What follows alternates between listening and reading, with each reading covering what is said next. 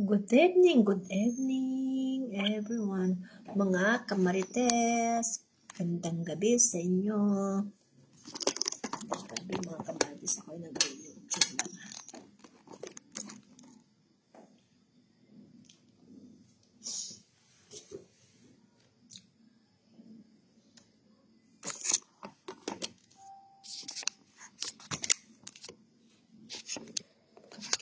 Kasingit-singit.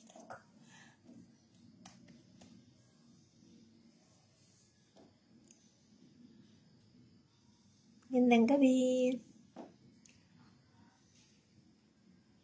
Tagal, mga 3 buwan na yata ako hindi nakapag-vlog.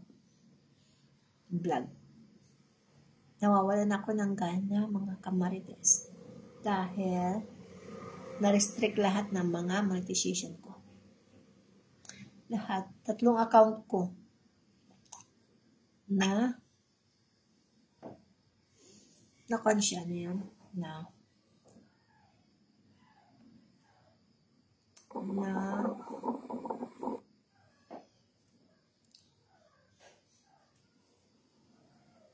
Na-restrict lahat ng monetization ko, mga kabar. Kaya tinatamad na ako. Tinatamad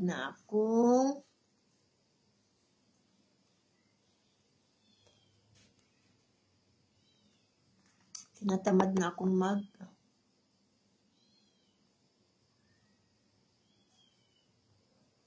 mag-live.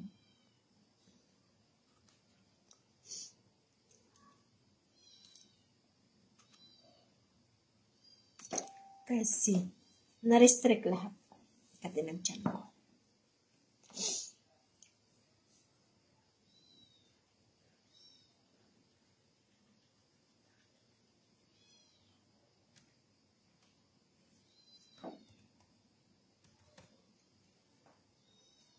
Na-restrict ako. Kailangan kong mag-live. Kasi para sa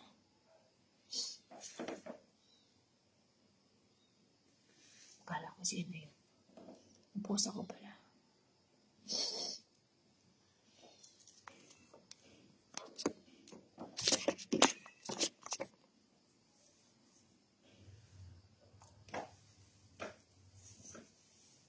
Kailangan natin mag-live tayo, mga kamarites.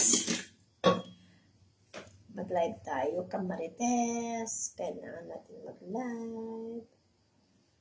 Kasi na-restrict lahat nating mga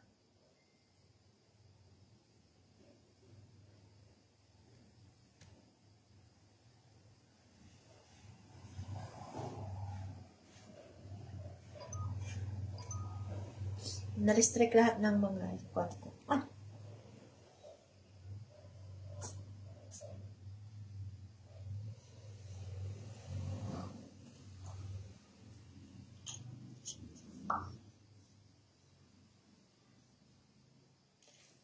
Na-restrict lahat mga kamarites. Ang aking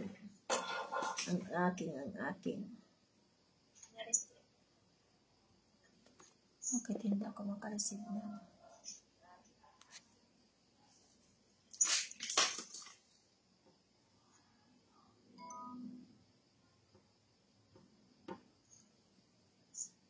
Wala. Why happen?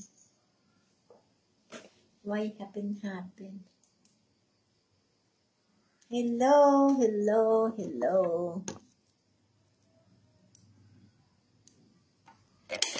Mag-charge tayo kasi lubat na tayo. Kamarites. Pumula lahat, na-restrict ako. Ads on reel ko pula. Stream ads ko pula. Ano paano? May gana pa kaya ako mag-live doon.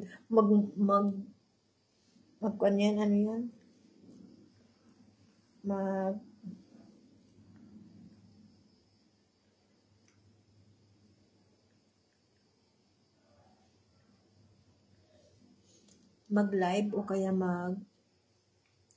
mag-vlog. May gana pa kaya ako mag-vlog kanyan, mga Kamarites.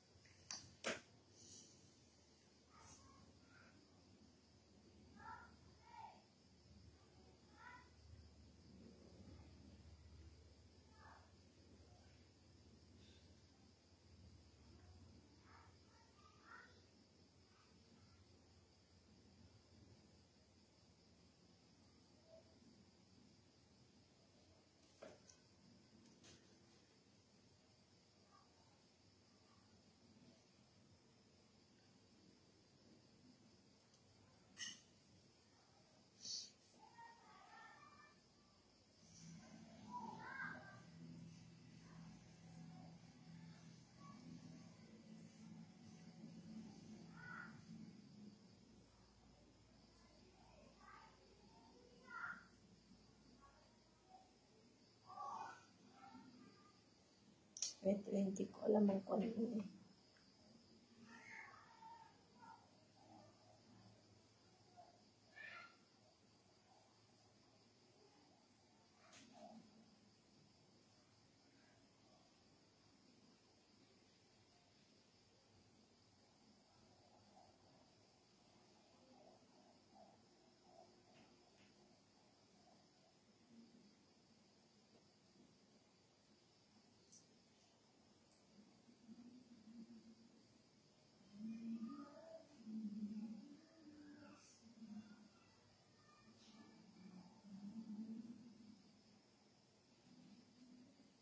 Hindi. Kaya. Peace out.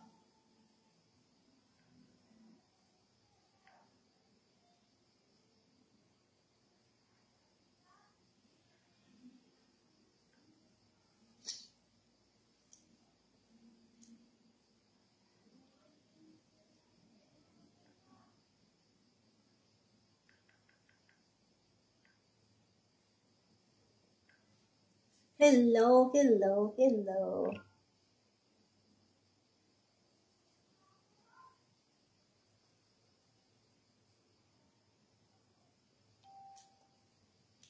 Wala na akong gana mag-live kasi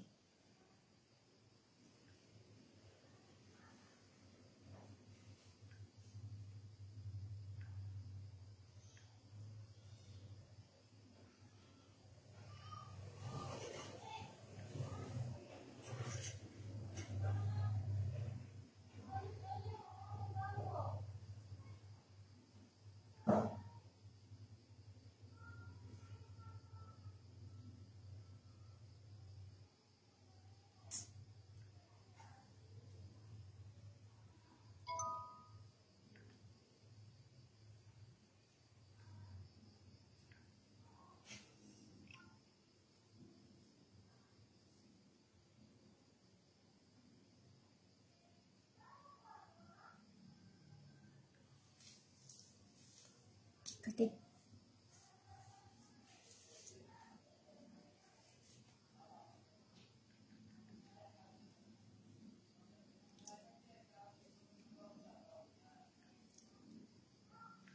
mawalan ako ng gana mag-live. Kasi ang aking mga puro pula. Na-restrict lahat. Kaya tinatamad na akong mag-live. Tinatamad na akong mag-vlog.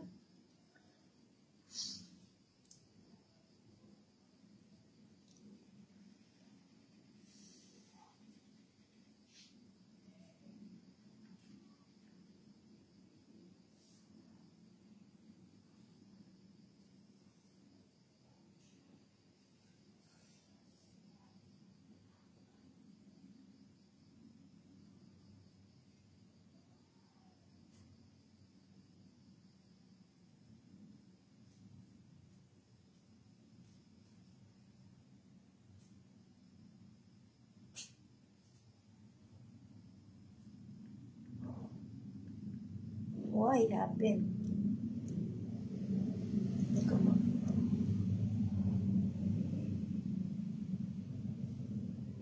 Bibe? Bakit?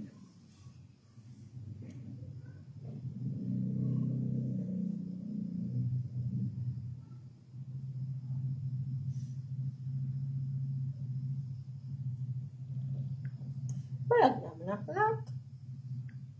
Maghahanap pera tayo. Kamakulit. Naghahanap pera tayo, nak. Huwag makulit.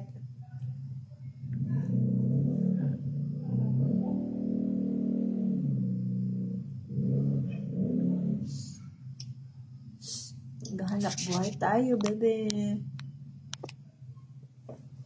Huwag makulit, nak. Spooky.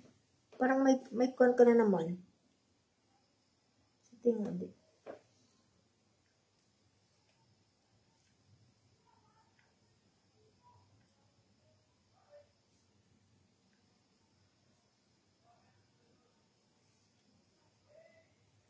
Ganyan na nakalay. Huwag ka na, bebe.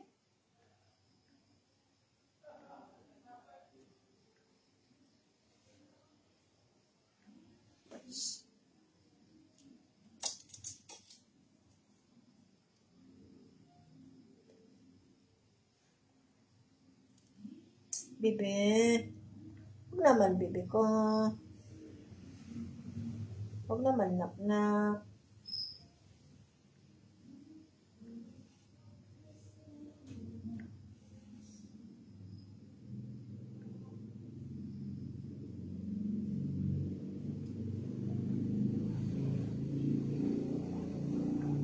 Bebe, huwag naman. Spooky. Huwag naman, anak.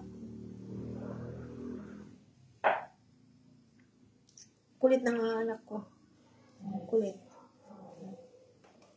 Makulit siya. Inaagaw niya yung kamay ko. Ayaw niya akong pa-vlogin. Pukpukin na, pukpukin. Baba na, bebe. Maghanap buhay tayo. Diyan ka lang. Bakit ano? Gusto mo maglandi tayo, maglaro? Mamaya tayo maglaro. Mamaya na tayo maglaro, nak.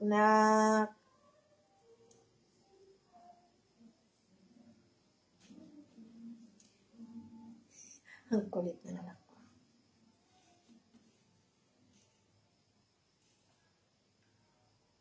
O, pag mong hihilahin yan, mahuhulog yung kan natin, anak, bes. Oo. Mamaya na tayo maglaro, anak, ha? Mamaya na tayo maglalaro, ha? Mamaya na maglalaro, pum-pum, ha? Puk-puk, ha? Mamaya na maglalaro ng mama, ha? I love you, bebe. I love you, nak. I love you, puk-puk. I love you, puk-puk, ni mama. I love you, bebe. I love you, nak. I love you.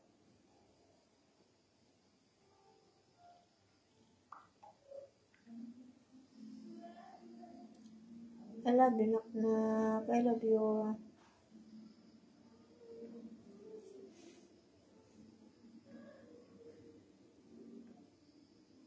I love you, pukpuk. I love you, pukpuk ni mama.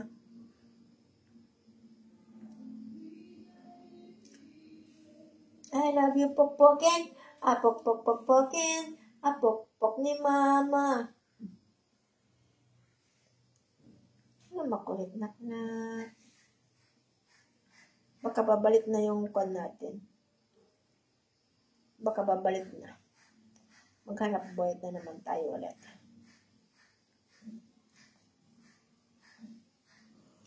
Baka babalik na yung kung hindi na ma-restrict. Kukuha na natin yung set.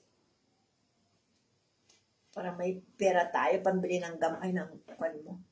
Butya ng aking anak. Butya ng anak ni mama. Butya. Butya,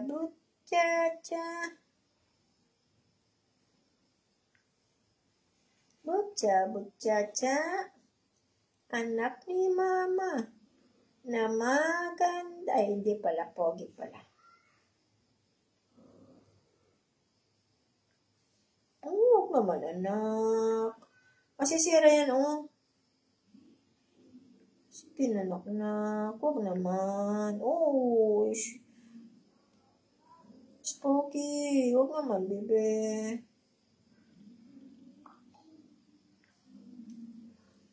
Nak, huwag naman, ah. Hinihila niya talaga yung kamay ko. Gusto niyang maglaro kasi kami.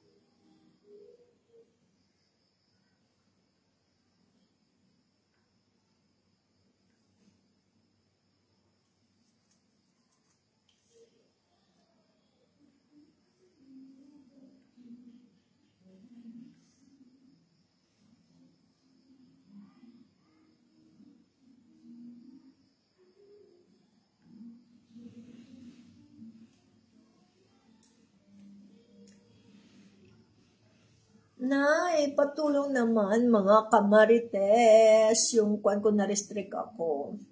Hindi ako nakakasahod. Paano kaya? Sino ba marunong sa inyo mga kamarites?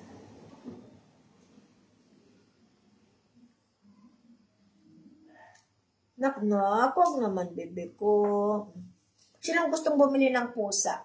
Makulit. Ay, ibibinta kita. Sige. Kung makulit ikaw, ibibinta kita. Bibinta ko ang aking nakna. Bibinta ko ang pukpuk ko. Bibinta kita. Ibibinta ko to. Sige. Behave na anak. Behave na anak. Behave na bebe. Kulit. Makulit ka.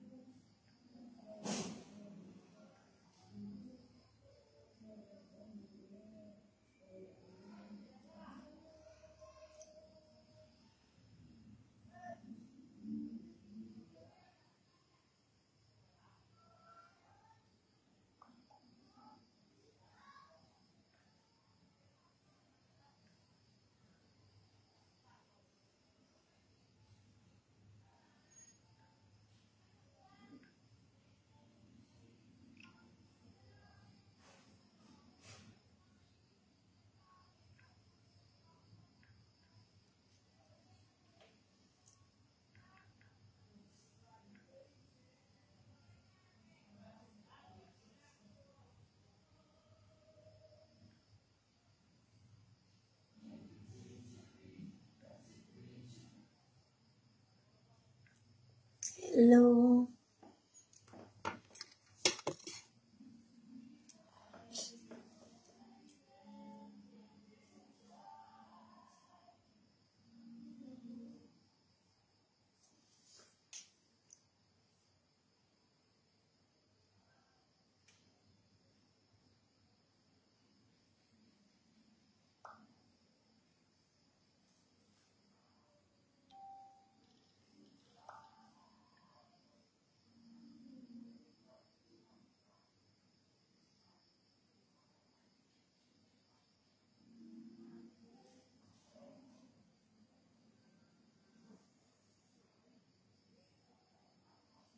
Wala lang. Nagla-live lang ako at na-restrict ako. Kumusta ang Singapore?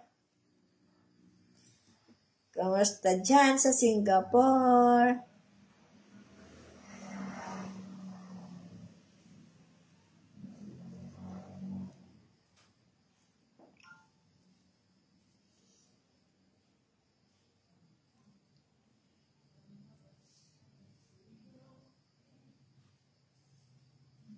Na-restrict ako, G, kaya ako inaayos ko.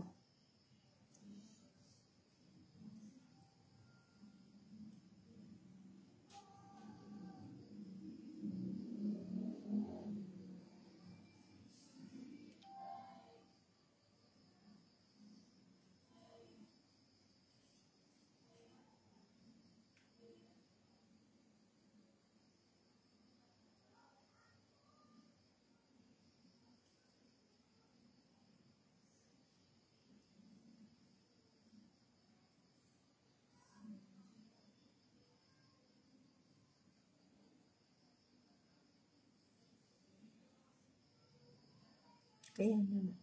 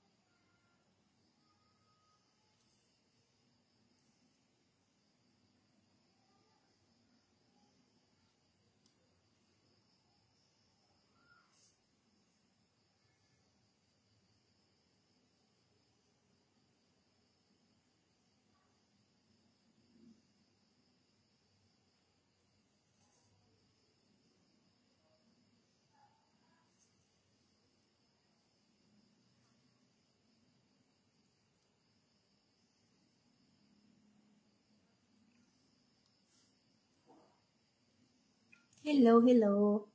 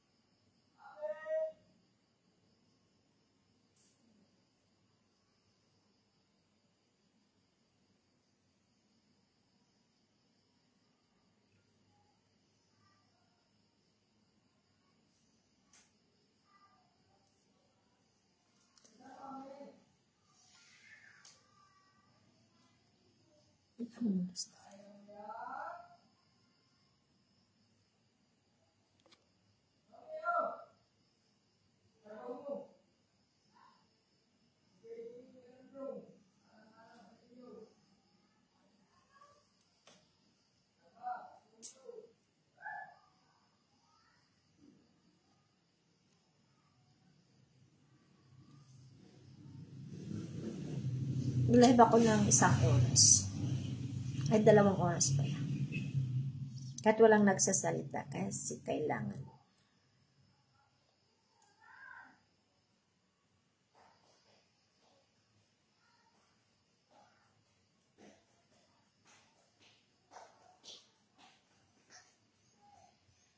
Hindi na ko sa pagkini. Wala, nag-vlog ako.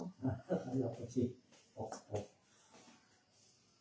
Si Pokpok kanina, nagpapaipal siya. Papabuhat. Inihilan niya yung kamay ko. Papabuhat.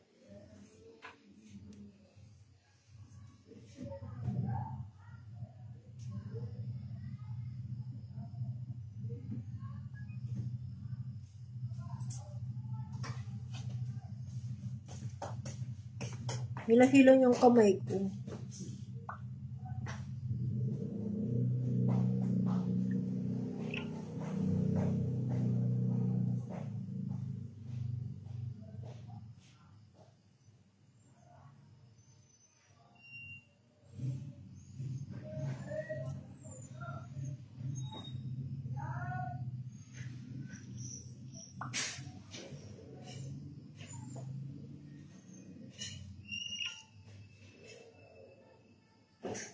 Hello, Miss Belinda. Nag-joke-joke lang ako. Kailangan ko ng 2 hours na live para ako ma-monetize.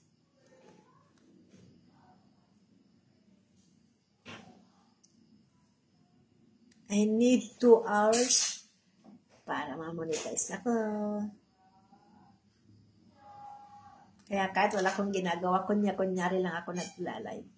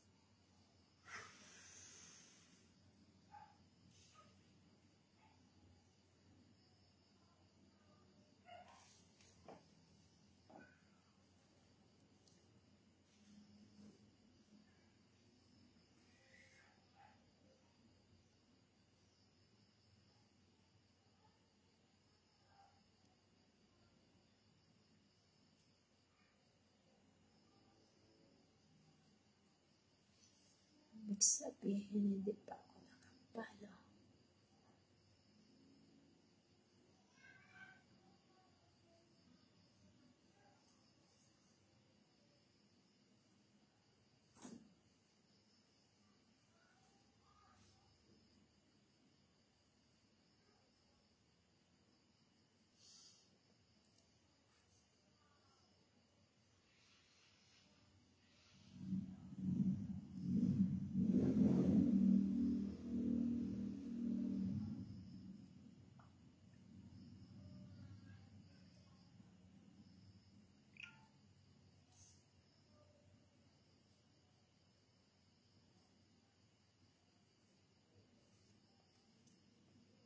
Chararan, chararan, chararan, chararan.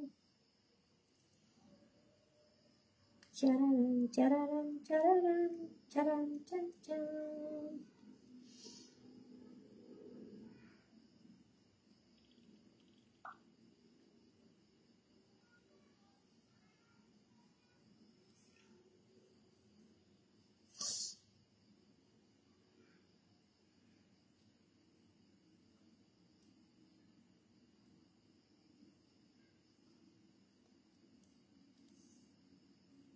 Ay, wala pa.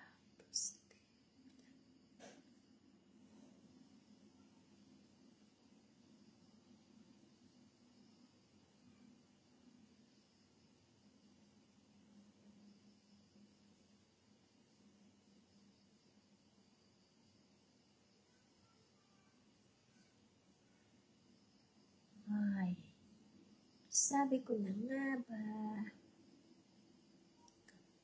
may pag-ibig na.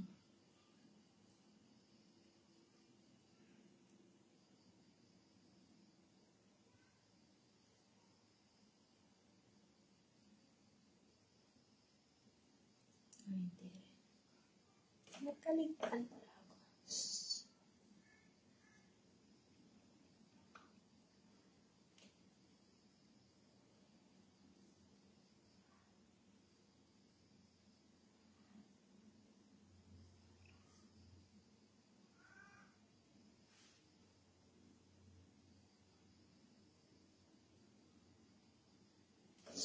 Last.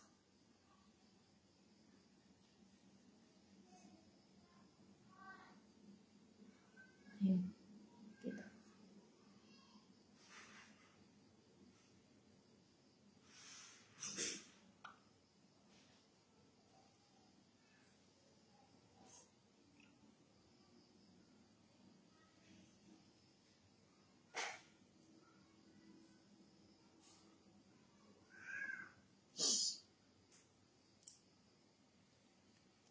Say what you say.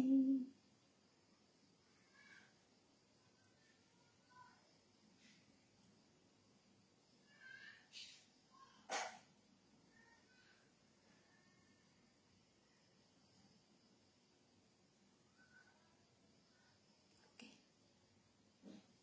Maninood ka dyan. Tapos ito, ano sila na.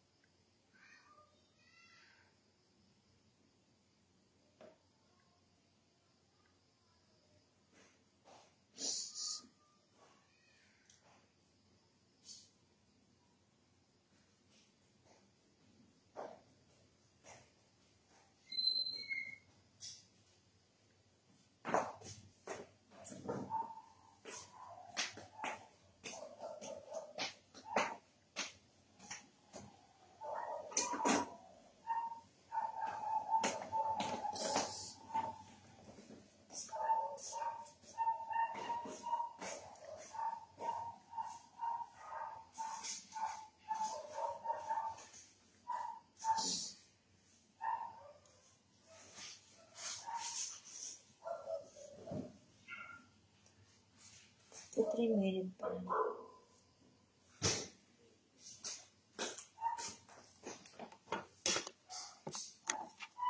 Forty-three minutes pala.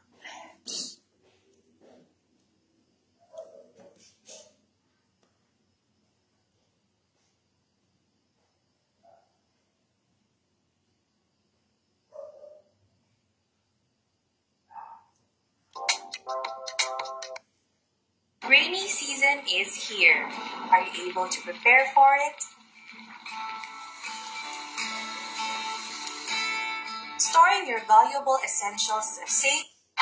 Pinag-aaralan na ng PNP kung may pananagutan si dating Pangulong Rodrigo Duterte. Matapos amining alam niya kung nasaan si Pastor Apollo Kibuloy na tinutugis ng pulisya. Nakatutok si Jonathan Andal. Pastor, siguro mag-surrender. Huwag mag-surrender. Magkano ka na lang. Pero kung tanungin mo kung saan si Pastor, alam ko kung saan si Pastor. Pero secret.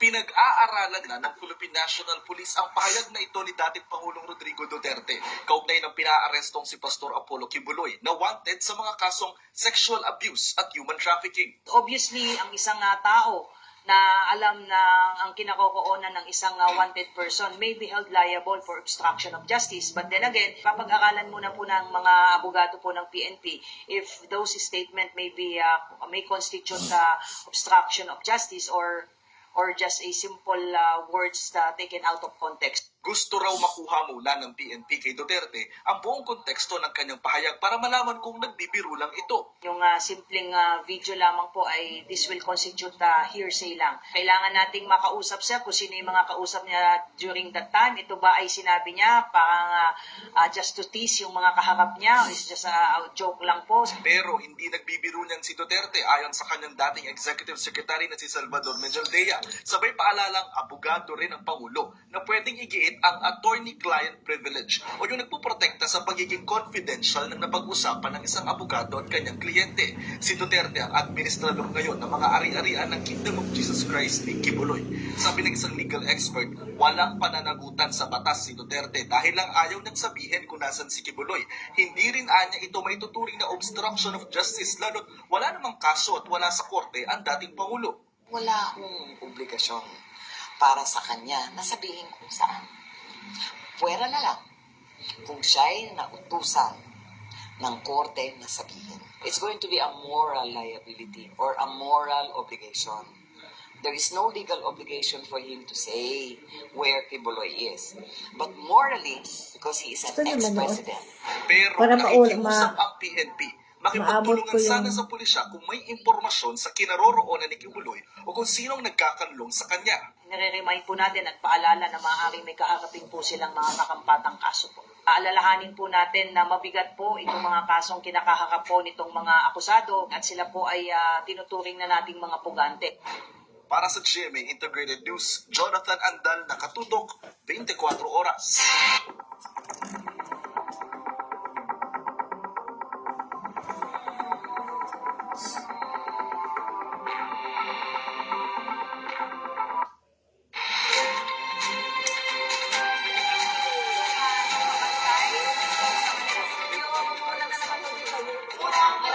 Manood na lang ako ng TV para mahintay ko yung oras ko. Samantala, kaunay po sa inaprobahang 35 pesos 47 na minutes sa arawang sahod ng tagal mga pa. Isang manggagawa oras sa pa Metro Manila. Makakapanayam natin ngayong umaga, Department of Labor and Employment Secretary Bienvenido Laguesma. Sec, magandang umaga po.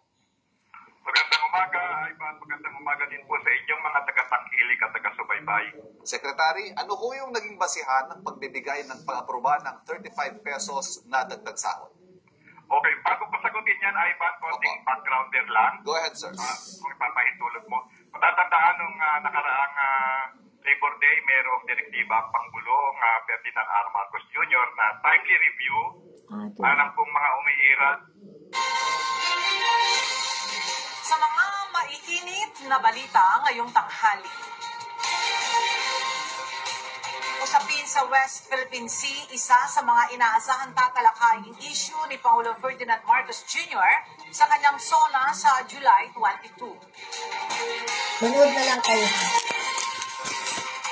Ilang labor groups at mga mambabatas inuliksa ang 35 pesos na aumento sa sahod ng mga manggagawa sa Metro Manila. Isa pang batch ng repatriation ng mga Pilipinong tripulante mula sa MV Transworld Navigator, inaasahan darating mamayang gabi. Yan, manood na lang tayo. Kaso ng dengue sa Pilipinas ngayong taon pumalo na sa Manood na lang. Ay, sorry. 10,000 bilang ng mga nasawi umabot Parang na mahintay ko yung sa higit oras na 200 2 ayon sa hours. Department of Health.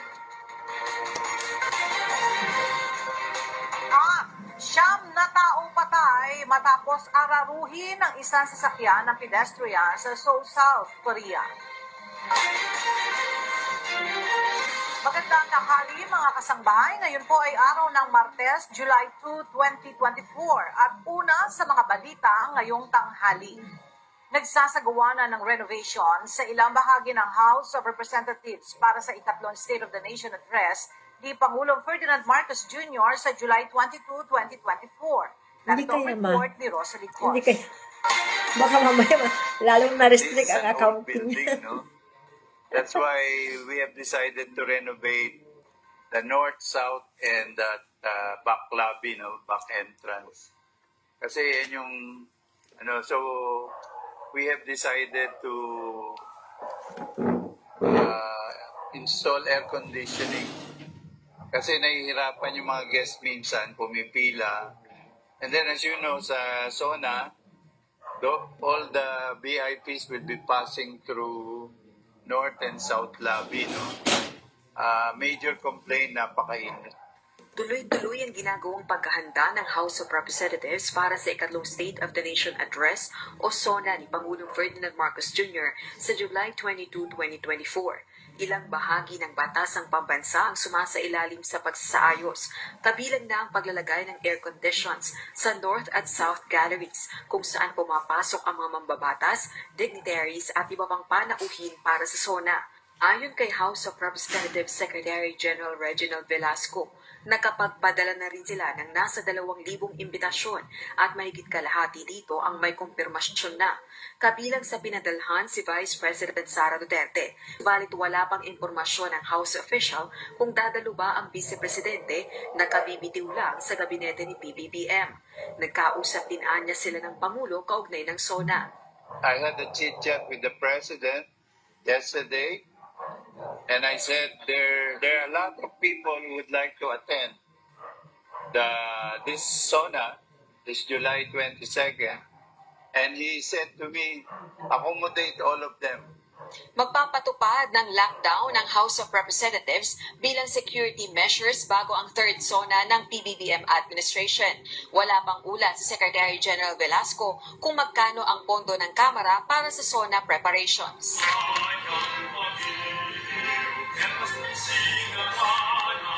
Samantalang isinama na sa monthly flag raising ceremony ng House of Representatives ang bagong Pilipinas Hymn at Pledge. Ito ay kahit na saklaw lang ng Memorandum Circular No. 52 ni PBBM ang executive branch ng pamahalaan. Bilang Pilipino, buong pagmamalaki kong isa sa buhay ang bagong Pilipinas.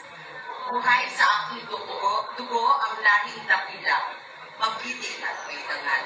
Sa ilalim ng direktiba, inaatasan ng lahat ng ahensya at instrumentalities ng pamahalaan, kabilang na ang government-owned and controlled corporations, educational institutions gaya ng state universities and colleges, na isama sa flag ceremonies ang pag-awit sa Bagong Pilipinas Hymn at pagbanggit sa Bagong Pilipinas Pledge. Ang mga lokal na pamahalaan, hinihikayat ding gawin ito. Ayon kay Secretary General Velasco, ang pag-incorporate ng Bagong Pilipinas Hymn at Pledge sa buwan ng flag ceremony ng Kamara ay bilang pakikiisa sa layunin ng PBBM administration. I issued the order. I was instructed by the House leadership that we share the same vision, same goals, so we will adopt it starting today. June 26 nang maglabas ng memorandum si Velasco upang hikayati ng lahat ng departments at tanggapan sa Kamara na i-recite ang Bagong Pilipinas Hymn at Pledge sa flag ceremony. Rosa Licos, UNTV News and Rescue. Diyos ang aming sandigan, serbisyo publiko ang aming pinahahalagahan. Naghahanda na ang Quezon City Police District o QCPD sa ilalatag na seguridad para sa ikatlong State of the Nation Address ni Pangulong Ferdinand Marcos Jr. sa July 22. Ayon kay QCPD Director Police Brigadier General Red Maranan, nasa mahigit sa 6,000 pulis ang ide-deploy ng QCPD para magbantay sa zona. Ang detalye sa report ni Lea Ilaga.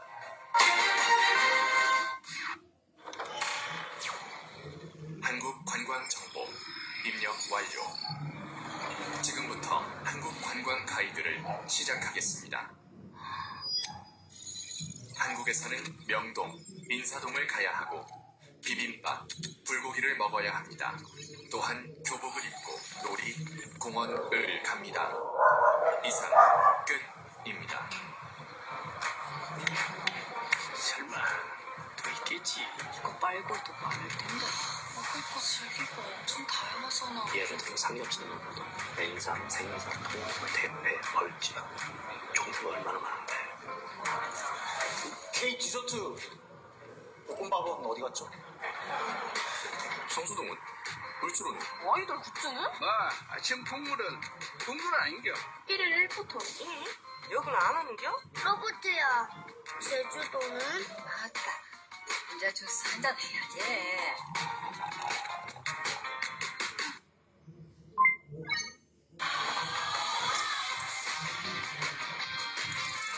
한국인들은 참지 않지. 재미없는 한국 여행을.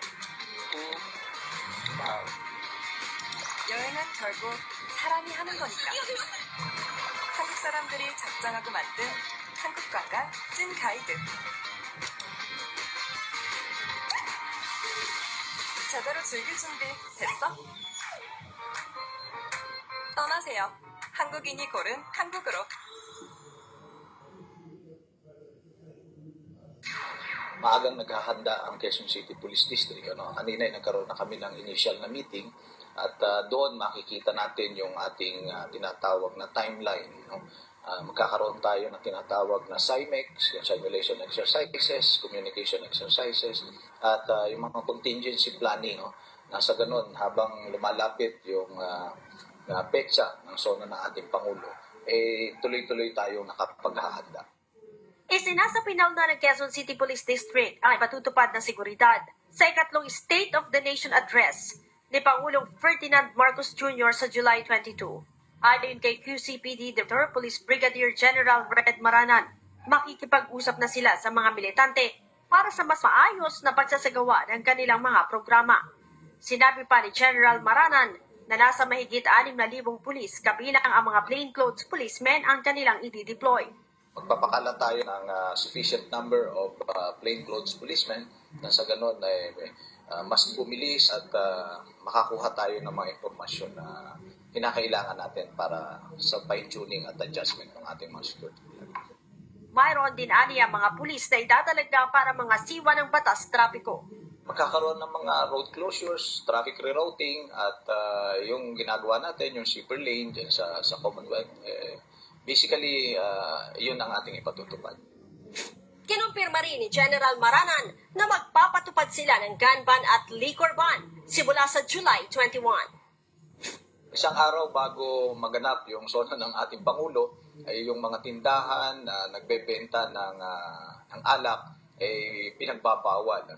Manghuhuli tayo dyan. Intensify natin yung monitoring natin sa paligid, lalong-lalo na dito sa Quezon City. At kung sino man ang lalabag sa liquor ban, yan ay ating huli. Sa ngayon, wala namang namomonitor na seryosong banta sa seguridad ng zona ng Pangulo.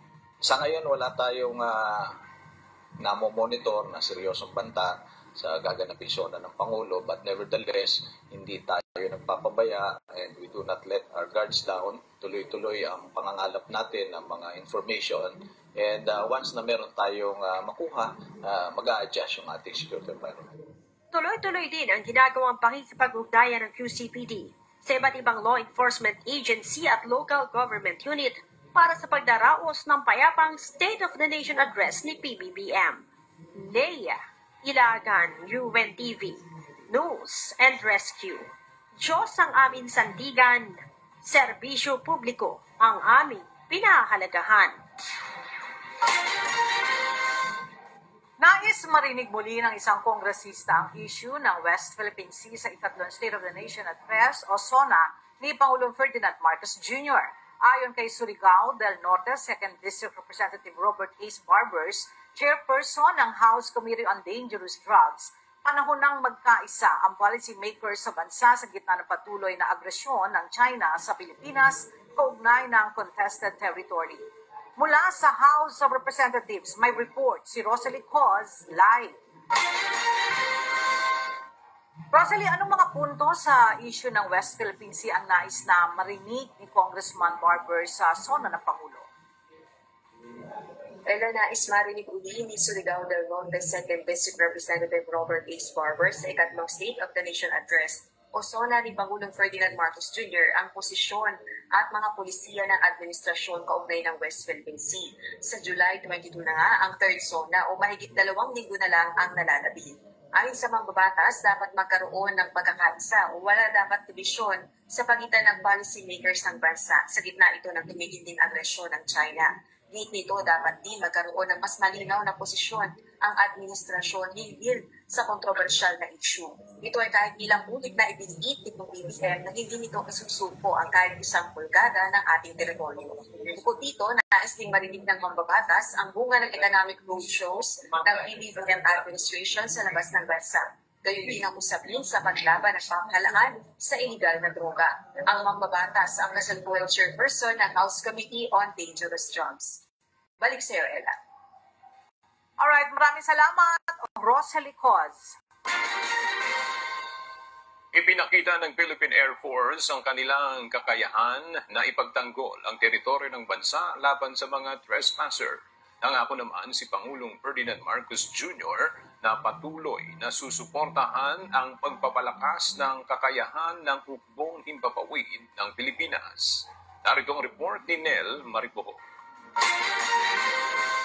Sa gitna ng mga bagong hamon na kinakaharap ng bansa, muling tiniyak ni Pangulong Ferdinand Marcos Jr. ang patuloy na capability development ng Armed Forces of the Philippines. Ito ang ipinahayag ng Commander-in-Chief sa 77th Air Force Anniversary sa Basa Air Base sa Florida Blanca, Pampanga kahapon. Ayon kay Pangulong Marcos, hindi titigil ang pamahalaan sa pagbili ng dagdag na air asset at ang pagpapalakas ng communication systems ng Air Force. Consistent efforts are being done, such as acquiring additional air assets, enhancing cyber warfare communication systems, and pursuing base development programs.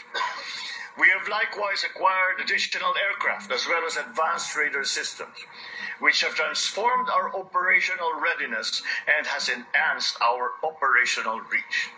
Ayon sa Commander-in-Chief, malaking tulong ang dagdag assets na ito upang mas epektibong magampanan ng hukbong himpapawid ng Pilipinas ang kanilang tungkulin sa bayan. Indeed, these assets contribute to an agile Air Force capable of protecting our nation, our people, and our resources, and dedicated to ensure that we are ready to face challenges with advanced precision, speed, and force. Target lock, coming in hot.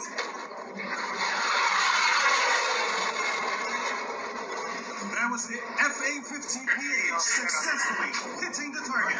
Ipinamalas naman ng Air Force ang kanilang kakayahan na ipagtanggol ang teritoryo ng bansa. Sa isang senaryo, naglunsad ang Armed Forces of the Philippines ng isang offensive counter-air operations laban sa isang puwersa ng kalaban na kumupkop sa military base ng Pilipinas.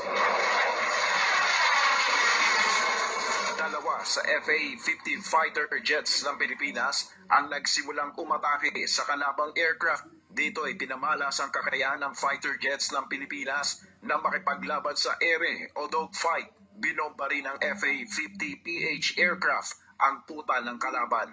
Nagrapel naman mula sa S-70I Black Hawk helicopter ang tropa ng Pilipinas upang tuluyang bawiin ng teritoryo ng bansa mula sa mga malalakop. Bukod rito, ipinakita rin ng PAF ang isang paraan ng pagde-deliver ng package o supply sa pamamagitan ng Guided Precision Aerial Delivery System o GPADS. Nangako ang Commanding General ng Philippine Air Force na si Lieutenant General Stephen Pareño na handa ang hukbong himpapawid na rumesponde upang ipagtanggol ang teritoryo ng bansa laban sa mga trespasser. When trespassing aggressors are denying us our right to our own territory.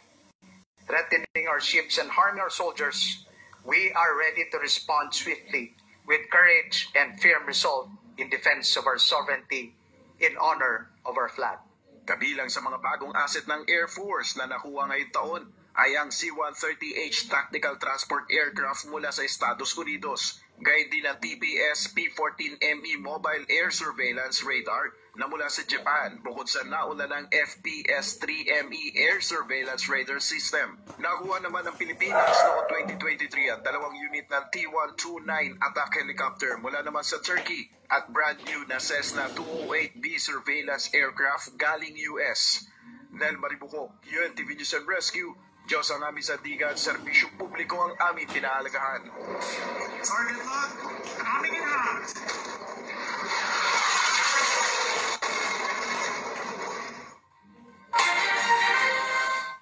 Problema sa micro-enterprise ang inaprobahang 35 pesos na dagdag sa sahod sa National Capital Region ayon sa mga employer. Tutol naman dito ang ilang grupo at sinabing hindi man lang ito makabibili ng 1 kilong bigas. Narito ang report ni Asher Cadapan Jr. Inaprubahan na ng Regional Tripartite Wages and Productivity Board ang 35 pesos na dagdag sa sahod ng mga minimum workers sa National Capital Region. Sa gitna ito ng mataas na presyo ng mga bilihin, partikular na sa rehiyon. Ayon sa Employers Confederation of the Philippines o ECO, nasa 20 pesos lang na aumento ang kanilang computation batay sa inflation. Gayunman, susunod pa rin sila sa desisyon ng wage board kahit bahagyang mahirapan ang ilan sa kanila. Ngunit mas nag-aalala ang mga employer para sa higit na maliliit na negosyante. Enterprises natin, 90% micro. Yung ba yun kahit na sa provision dahil maraming pangalan hanggang tumataing pa rin maraming hindi bumukas dahil sa taas na sweldo yun ang may problema, yung mga micro. Para naman sa kilusang Mayo 1, taliwas ito sa panawagang dagdag sahod ng mga manggagawa at hindi man lamang sasapat ang inaprobahang aumento para makabili ng 1 kilong bigas. Gaya ng KMU, tinawag itong isang insulto ni Gabriela Women's Party List Representative Arlene Brosas. Parang ginawa ito para siguro sa SONA, pero hindi ito nararapat. Ang dapat ay mataas, na substantial, yung may pakinabang talaga yung mga manggagawa natin. Which is, sabi nga namin, 750 pesos across the board, lahat nationwide, at hindi ito ang paunti-unti sa mga regional tripartite wage. Bagaman malaking tulong na rin ito sa ilan nating kababayan, sangayon silang hindi ito sasapat sa kanilang mga pangangailangan. Para po sa akin, kulang pa rin, lalo na po sa mga bilihin ngayon tumataas halos, pati sa supermarket, sa mga palengke. Iba po yung mga presyo ngayon kumpara mo dati. Lalo na sa mga bigas po. Siyempre po hindi po sapat sa malo ng mga bilihin ngayon Hindi nga ako makakabili yung 35 ng 1 kilo bigas Pero kung sa okay na rin po yun kahit papano. Yung 35 pesos, malaking tulong na rin po yun. Magkakabisa ang wage increase 15 araw matapos itong mailathala kahapon, July 1. Asher Cadapan Jr., UNTV News and Rescue. Diyos ang aming sandigan, serbisyo publiko ang aming pinahalagahan. Nakukulangan ang ilang senador sa inaprubahang ilang senador sa inaprubahang 35 pisong taas sahod sa mga manggagawa sa Metro Manila. Para sa mga mambabatas, masyadong kakarampot ang umentong ibinigay sa mga manggagawa. Mula sa Senado, may report si Harleen Delgado live. Harleen, ano yung reaksyon ng mga senador dito sa 35 pesos na dagdag sahod sa mga manggagawa sa NCR? Agad dismayado nga ang ilang mambabatas sa inaprubahan ng National Capital Region Tripartite Wages and Productivity Board na 35 pesos na dagdag sahod sa mga minimum wage earners sa Metro Manila. Para kay Senate President Francis Cheese Escudero, maliwanag na kulang ang aumento sa sahod para matugunan ang mga pangangailangan ng mga Pilipino sa gitna ng nagtataas ng presyo ng bilihin. Question din ng senador kung bakit umano laging kulang ang binibigay na taas sahod ng wage board sa may tanong kung saan ba nito binabase ang aumento sa sahod. naniniwala ang mambabatas na dapat pinakamaliit na ang panukalang 100 pisong dagdag sahod na ipinasa na sa Senado na Hello! hindi pa rin sapat. Dumating na ako, galing ako sa likod. Gayunman, nanindigan sa Senator Escudero Galing ako sa likod. na patuloy na Tinignan ko yung mga baboy ko doon sa banlat. At kasi ninakaw yung kulungan ng baboy ko kanina, katanghali ang tapat. Hindi sapat na minimum wage increase at ididiin Tingnan mo, tanghaling tapat ninanakaw yung baboy at kulungan ng baboy ko. Hinimok ng senador ang mga kasamahan nito sa Kamara na ikonsidera na ang panukalang 100 peso legislated minimum wage hike. Pero para kay Senate President Pro Tempore Jinggoy Estrada, napapanahon at mahalaga ang 35 pesos na aumento sa sahod. Tingin ng mambabatas, makatutulong ito sa minimum wage earners para sa pang-araw-araw na gastusin sa gitna ng pagtaas ng presyo ng mga bilihin. Ngunit umaasa itong tumaas pa ang arawang sahod dahil kung tutusin, kakarampot-anya ang 35 pesos na dagdag sweldo. Agad sa ngayon na sinusubukan pa nating makahingi ng iba pang reaksyon mula sa iba pang senador. At yun mo ng update mula rito sa Senado, balik sa'yo Aga. Maraming salamat, Harleen Delgado. Papauwi na ng Pilipinas ang isa pang batch ng mga Pilipino tripulante na sakay ng MV Transworld Navigator na inatake ng Houthi rebels sa Red Sea noong June 23. Para sa update, may report si Asher Cadapan Jr. live. Asher, ilan pa ba ang seafarers ang hindi pa nakakauwi sa bansa at ilan ang darating ngayon? 22 Pilipinong tripulante ng MV Transworld Navigator ang hindi pa nakakauwi sa itinasagawang repatriation ng Department of Migrant Workers sa crew ng naturang cargo ship na inatake ng mga rebelding Houthi sa Red Sea noong nakaraang linggo.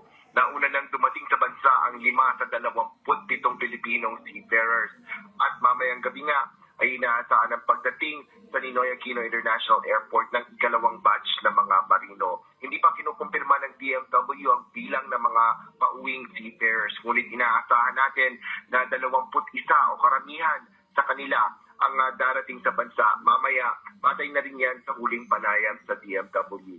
7:05 p.m. mamaya inaasahang lalapag ang eroplano lula ng mga tripulante mula sa Egypt. Tatalabungin ng mga ito ng mga tauhan ng DMW at inaasahan din natin na katuwang dyan ang Overseas Workers Welfare Administration o OWA. Tiniyak naman ng mga nabanggit na ahensya ang tulong pinansyal at psychological support sa mga Pilipinong marino na nakaranas ng pag-atake ng mga armadong rebelde. Ela, bukas maaaring magkaroon pa ng ikatlo at posibleng huli ng batch ng Filipino seafarers ang nakatakdang umuwi dito sa Pilipinas. Yan muna ang latest. Balik sa'yo, Ella. Maraming salamat, Asher Cadapan Jr. Marami pa ring Filipino seafarers ang naisumakay sa mga barkong dumaraan sa high-risk areas at warlike zones gaya ng Red Sea at Gulf of Aden. Ayon kay Department of Migrant Workers, Secretary Hans Leo Cacta, sa kabuang bilang ng mga tripulanting Pilipino na naglalayag sa ibang bansa, 78 pa lamang ang nagre-refuse o tumangging maglayag sa mga nasabing ruta. Sinabi ni Secretary Cacta na isa sa nakikita nilang dahilan nito ay ang malaking sweldong tatanggapin. One reason could be yung hazard rates, no, double ang sweldo. But we are really not considering itong mga hazard rates as a foremost policy approach dito, no, kasi yung sweldo pumapangalawa lang yan sa kanilang protection. Inaprobahan na ng National Economic Development Authority o NEDA ang nasa 16.1 billion pesos na budget para sa gagawing Philippine Digital Infrastructure Project o PDIP. Layo ng proyekto na mapag-ibayo pa ang broadband activity sa Pilipinas at gawing mas mabilis ang internet connection lalo na sa mga liblib at malalayong lugar sa Pilipinas. Ang inilaang pondo para sa proyekto ay ipifinance sa pamamagitan ng Official Development Assistance mula sa World Bank. Kapwa nagpaabot ng pagbati sina Pangulong Ferdinand Marcos Jr. at First Lady Liza Araneta Marcos para sa kaarawan ni dating First Lady Imelda Marcos. Ngayong araw, pinagdiriwang ang 95th birthday ni Imelda Marcos. Sa isang post, binati ni PBBM ang kanilang ina na anyay nagturo sa kanila ng kabutihan at pagkakaroon ng compassion. Pinasalamatan naman ni First Lady Liza Marcos si Imelda na anyay nagsilbing pangalawang ina para sa kanya.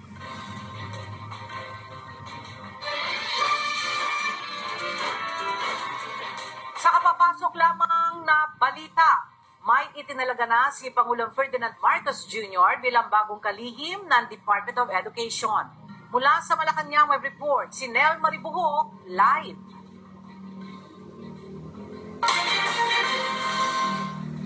Nel, sino na ang bagong mamumuno sa DepEd? Yes, lahat itinalaga ni Pangulong Ferdinand Marcos Jr. si Senator Juan Edgardo Sani Angara bilang bagong kalihim ng Department of Education. Ito ang inanunsyo ng Presidential Communications Office ngayon lamang. Papalitan ni Senator Angara ang nagbitiw sa pwesto na si Vice President Sara Duterte.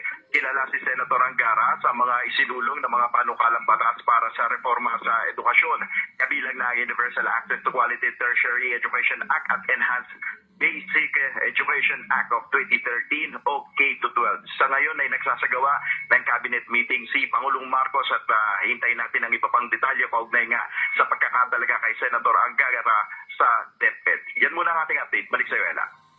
Maraming salamat, Nel Maribuho.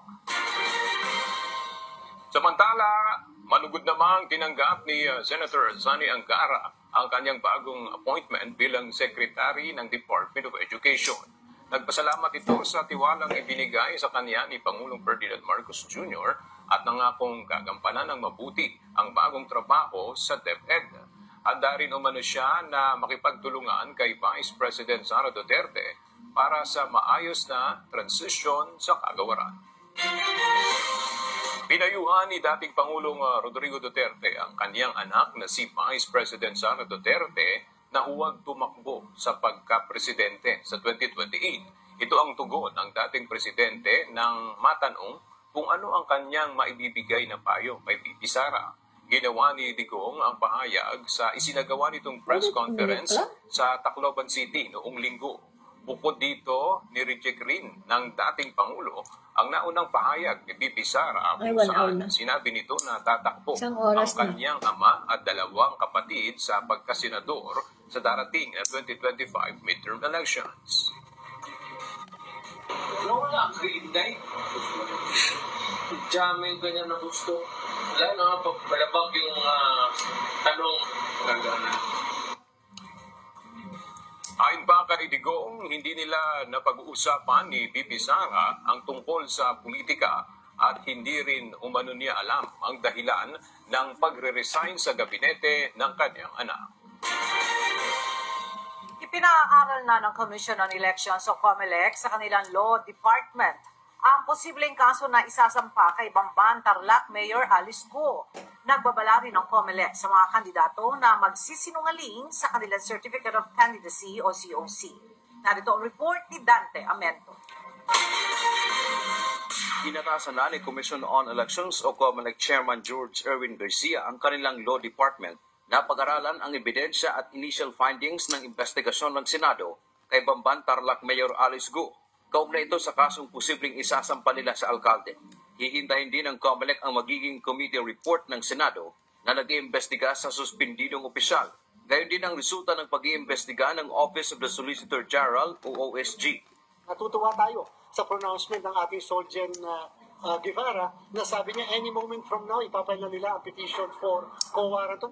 Maliwanag ni Chairman Garcia, malaki ang maitutulong ng isasampang kaso ng OSG sa kanilang bukod na kasong kriminal na ihahain sa Regional Trial Court na kaugnay sa paglabag sa Omnibus Election Code.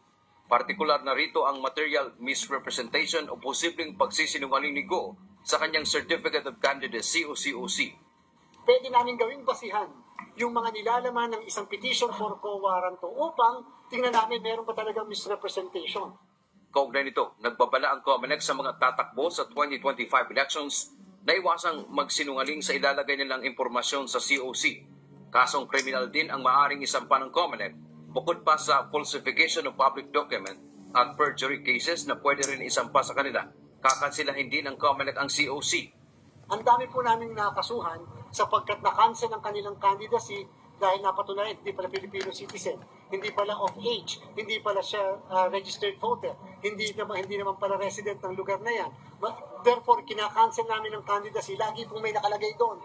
And to refer to the law department para i-determine yung criminal liability.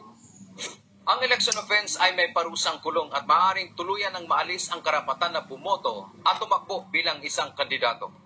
Dante Amento, UNTV, News and Rescue. Diyos ang aming sandigan, serbisyo publiko ang aming pinahahalagahan. Ang Commission on Elections sa kanilang voter education advocacy kahit sa mga prison facility, binigyang diin ng COMELEC ang matalinong pagboto maging sa mga person deprived of liberty. Ang detalye sa ulat ni Jed Neresina. Patuloy ang pagsisikap ng Commission on Elections na maibulat sa matalinong pagboto at pagpili ng mga kandidato ang persons deprived of liberty o PDL sa bansa. Sinabi ni COMELEC Chairman George Erwin Garcia na kasama rin sila sa pinaigting na voter education, lalo't noon pa man ay kasama na ang mga PDL sa pagboto tuwing halalan.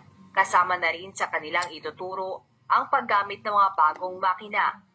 Voters education pa rin. At least ang COMELEC, kasama lalo-lalo na yung vulnerable sectors office namin, ay pwede kami maglabas-pasok sa mismong loob ng kulungan at pwede kami mag-voters education, lalo na sa paggamit ng bagong makina, lalo na tungkol sa tamang pamimili ng mga kandidato. Paliwanag ni Chairman Garcia, nananatiling may karapatang bumoto ang mga nakakulong, lalo na kung hindi pa man nahahatulan dahil mga mamamayan pa rin sila ng Pilipinas. Base sa naging desisyon ng Korte Suprema sa Santiago versus the Commission on Elections, na pinayagan silang makaboto hindi lamang sa national position. Pinayagan sila na makaboto kahit sa local position, ginagawa at pinipilit ng ating Vulnerable Sectors Office na sila ay magpakaboto sa mga nakaraang eleksyon at sa darating na halalan. Napaka-importante yun. Sapagkat hanggang nakakaboto ka, isa lang ibig sabihin, Filipino citizen ka. Yung right of suffrage mo na nasa saligang batas, ginagarantiya lalong-lalo na ng Commission on Election. Patuloy ang pakikipag-ugnayan ng COMELEC sa Bureau of Corrections at Bureau of Jail Management and Penology para maihatid sa loob ng kulungan ang campaign materials ng mga kandidato tuwing panahon ng eleksyon. Ngunit paliwanag ni Chairman Garcia, hindi nila mapapayagan ng pangangampanya sa loob ng prison facility. Mapanganib ito hindi lang sa mga PDL, kundi sa mga taong maglalabas-pasok sa kulungan. Pwede rin aniyang maglagay ng presinto ang COMELEC sa loob ng kulungan para sa pagboto ng mga PDL. Basta 50 persons deprived of liberties or more than, maglalagay na tayo mismo ng presinto sa loob ng prison facility. Pero kapag mas mababa sa 50, galing ako sa likod, sa bandat namin, sa may babuyan. Yung mismong PDL ay dadalhin natin sa bawat presinto kung saan sila boboto doon sa lugar na alas 9 din na. Prison facility. Galing ako sa likod. UNTV News and Sinili po yung binabatok ng aso. Baka ninakaw niya naman yung kulungan ng baboy ko. Ninakaw kanina. Mabuti hindi nila nadala. Matapos ang mahigit sa 12 taon na pagkakabilanggo, pinalaya na kahapon ang pinakamatandang political prisoner na sa bansa na si Gerardo de la Peña. Si Lolo Gerardo na 85 anyos ay pinalaya mula sa Nubilibid Prison sa bisa na executive order na pinirmahan ni Executive Secretary Lucas Bersamin. Si De La Peña ay dating pinuno ng samahang ex-detainees laban sa detensyon at aresto o selda sa Camarines Norte at nakulong matapos na ma-convict sa kasong murder noong March 2013. Welcome naman para sa grupong kapatid ang pagpapalaya kay Tatay Jerry na ngayon ay kasama na ang kanyang pamilya matapos ang ilang taong pagkakakulong. Naaresto ng National Bureau of Investigation ang 7 suspect na nagbebenta umano ng mga posisyon at promosyon sa gobyerno. Nakasuot pa ng mga insignia ng Malacanang at Office of the President ang 6 na suspect nang mahuli ang mga ito sa operasyon ng NBI sa Pasig City. Ayon kay NBI Director, retired Judge Jaime Santiago, isa sa mga suspect ay nagpapakilala na Assistant Secretary ng Presidential Management Staff habang ang iba ay nagsisilbi umanong bodyguard. May espesipikong utos umano sa suspect, ang unang ginang na si Liza Marcos, na linisin ang burokrasya. Nagpapakilala siya na ASEC ng Presidential Management Staff. At may specific instruction daw siya kay unang ginang Marcos na linisin ang bureaucracy. Ang pakilala niya, siya ang janitor ng bureaucracy. Aalisin yung mga remnants ng previous administration at papalitan. So if you are interested for the position, ayun nga, ino-offer nila 500,000 to 1 million. Nagsampa na ang NBI ng mga kasong estafa at iligal na paggamit ng insignia laban sa suspect. Inihikayat naman ng ahensya ang iba pang biktima na lumapit sa kanila para sa kaukulang kaso laban sa mga suspect. Muling nagpatupad ng panibagong balasahan ang pamunuan ng pambansang pulisya sa hanay ng matataas na opisyal ng PNP. Ito na ang ikawalong balasahan na ipinatupad ni PNP Chief Police General Romel Francisco Marbil simula nang umupo sa pwesto bilang pinuno ng pulisya. Mula sa Camp Crame, makibalita tayo kay Leia Ilagan live. Leia, sino ang mga napasama sa balasahan at saan-saan sila inilipat? Magandang tanghali sa iyo, Ella. Kasama nga sa inilipat ng pwesto ay si Police Lieutenant General Jonel Estomo na mula sa Area Police Command Western Mindanao ay inilagay sa Area Police Command Southern Luzon. Si Police Major General Bernard Banak naman na mula sa Directorate for Police Community Relations ay inilipat sa Area Police Command Western Mindanao. Mula naman sa Area Police Command Northern Luzon ay inilagay sa Directorate for Information, Communication and Technology Management o DICTM si Police Brigadier General Jerritz Royales na mula naman sa Personnel Holding and Accounting Unit o PIHAW ay inilagay sa Directorate for Human Resource and Doctrine Development o DHRDD. Mula naman sa DHRDD ay inilipat si Police Brigadier General Roderick Augustos Alba sa DPCR. Habang mula sa Directorate for Logistics ay inilagay naman si Police Brigadier General Nery Vincent Ignacio sa Directorate for Controllership. Ang naturang balasahan, Ella, ay bunsod ng pagreretiro ng pinuno ng APC Southern Luzon na si Police Lieutenant General Roderick Armamento. Epektibo ang reshuffle ngayong araw, July 2, 2024. Ella? Alright, maraming salamat, Leia Ilagan. Ipapatawag ni San Juan City Mayor Francis Zamora ang lalaking nag-viral sa social media matapos na tirahin ng water gun ang isang rider noong kasagsagan ng Wata Wata Festival. Sa isang panayam, sinabi ni Mayor Zamora na kanyang kakausapin ng personal ang nasabing lalaki at tiniyak na bibigyan ito ng leksyon na hindi niya malilimutan upang maiwasan na maulit pa ang pangyayari. Ang nasabing residente ng San Juan ay hindi pa umano nagpapakita sa kanyang address. May ilang reports ang nagsasabi na may ilang online delivery orders umano ang dumarating sa address ng lalaki na hinihinalang ganti ng netizens dahil sa galit ng mga ito sa ginawa ng lalaki noong araw ng pasaan sa San Juan City.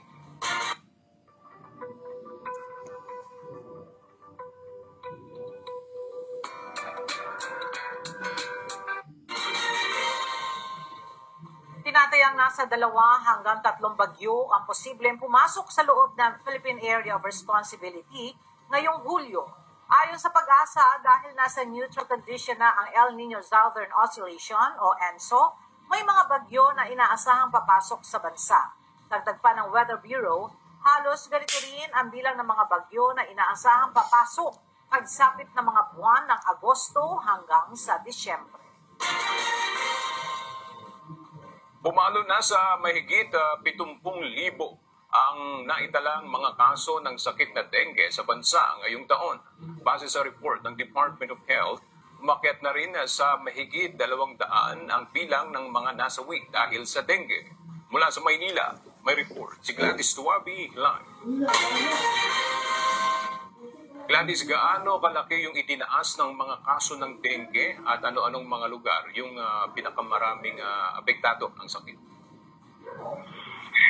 Ayon sa Department of Health, tanging 5 milyon lamang sa bansa ang hindi nakitaan ng pagtaas ng dengue cases, partikular mula May 5 hanggang June 1. Ito ang NCR, Calabarzon, Central Visayas, Eastern Visayas at Caraga.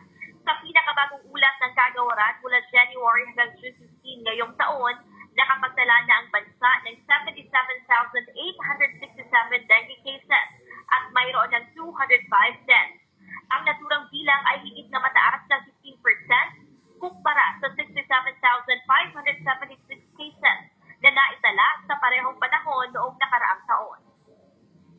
Ayon sa kagawaran mula sa naunang ulat na pagtatlo ng dengue cases sa bansa, nagsimula ang pagtaas ng mga kaso ng 10% mula sa 5,547 cases na naitala noong May 5 hanggang May 18 ay umakyat ito sa 6,082 mula May 19 hanggang June 1. At bagaman mayroon lamang 4,689 cases na naiulat mula June 2 hanggang June 15, maaari pa itong umakyat.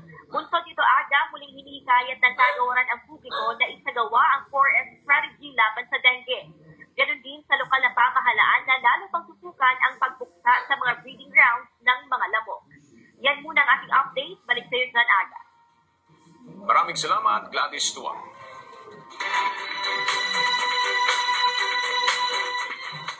Nais ni Baguio City Mayor Benjamin Magalong na paimbestigahan sa Department of Health ang itinayon 3 gusali sa loob ng Baguio General Hospital dahil sa umunoy pagiging substandard nito. Mula sa Baguio City, makibalita tayo kay Grace Doctolero live.